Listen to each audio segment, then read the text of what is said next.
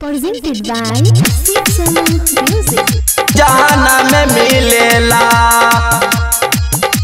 एक जादो जी जैसा लभारावा छौड़ी जिला जहाना में मिलेला गोरा गोरा बदनिया तोरा छुआला पर खिलेला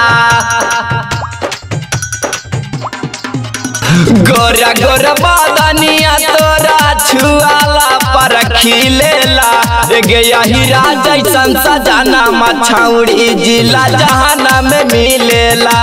गे जादो जी जैसा लभारावा छौड़ी जिला जहाना में मिलेला पूरा करतो सरधा जहिया कहाँ में जुठिया देला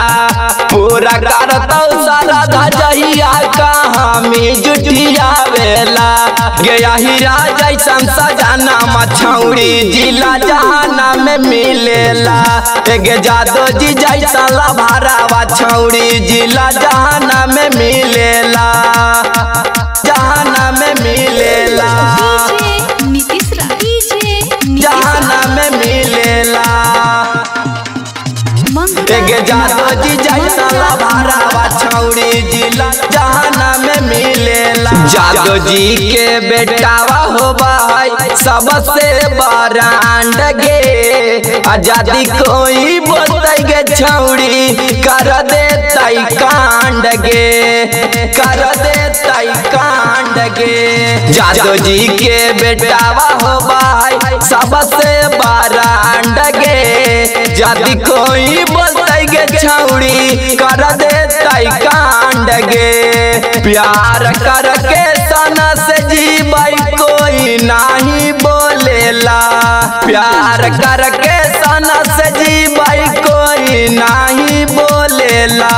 गया हीरा जैसन सजाना मछौड़ी जिला जहाना में मिलेला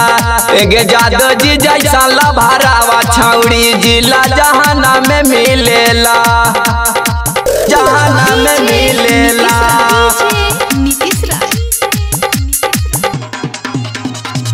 एक जादो जी जैसा लभारावा छौड़ी जिला जहाना में मिलेला संजीवया हीरा नाम छौड़ी एक दिलादार गे खोजिए ले गे छौड़ी फोंटू सवा जैसन भातार गे फोंटू सवा जैसन भातार गे संजीवया हीरा नाम छौड़ी एक दिलादार गे खोजिए ले गे छौड़ी फोंटू सवा जैसन भातार गे सिपू जनमानी से फोंटू से तोरा गोदी में सुतावेला सिपू जनमानी से फोंटू से तोरा गोदी में सुतावेला गया हीरा जैसन सजाना मछौड़ी जिला जहाना में मिलेला गे जादो जी जैसा लभारावा छौड़ी जिला जहाना में मिलेला।